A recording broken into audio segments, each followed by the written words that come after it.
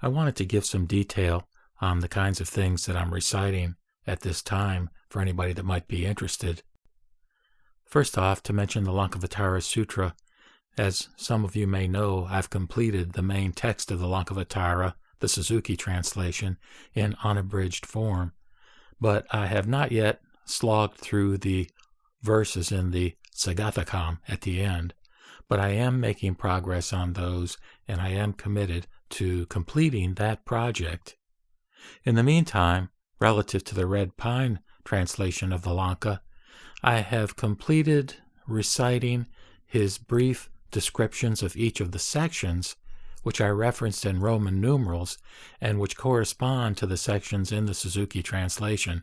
I thought this would be helpful to anybody wanting to actually follow the Suzuki translation and get a little sense of what each section pertained to in terms of content. Next, I will mention the Avatamsaka Sutra. I am doing excerpts, mostly verse excerpts, relating to qualities of the Buddha and the Bodhisattvas, which I'll just mention in this Cleary translation of the Avatamsaka. He refers to bodhisattvas as enlightening beings. These are very peaceful kinds of verses and enjoyable to listen to as a way of contemplating the altruistic ideals of the figures whom we wish to emulate within the context of our Buddha path. I'm trying to do an unabridged version of the Awakening of Faith. This, in a fairly systematic way, talks about the Mahayana and how to understand enlightenment, really, and also the functioning of the mind. As far as the perfection of wisdom in 8,000 lines, I'm taking that on an unabridged basis, very slowly, bit by bit, and frankly, I don't know if I'll ever complete that, because I still have quite a ways to go, but I really enjoy each of the snippets from this very profound sutra, which keeps reminding us about the fundamental nature of reality.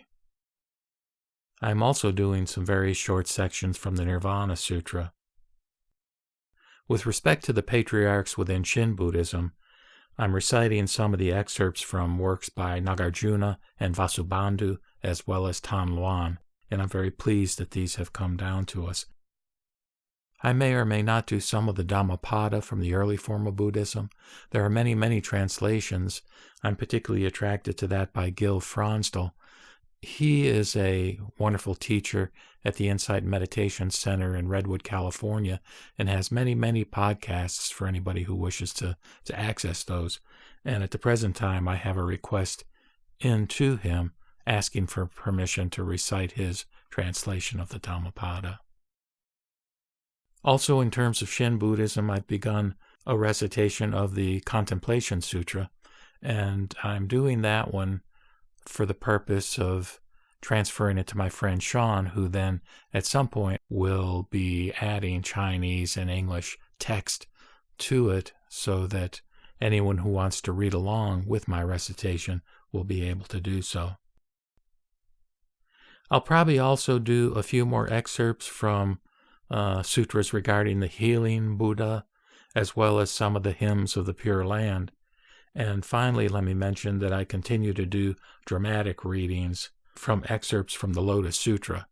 And these are excerpts that I had put together long ago in the past, in the late 70s, early 80s, when I was really deeply studying the Lotus.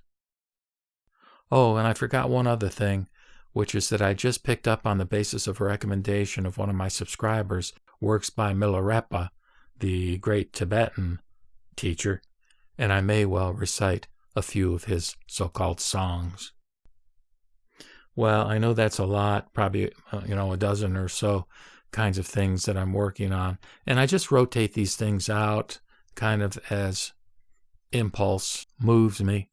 And so I don't know that it's very systematic, but, hopefully whoever you are listening to this and whatever your stage and place within your study of Buddhism, that you'll find some aspect of what I'm reciting that resonates with you and that you can benefit from hearing and reflecting upon yourself.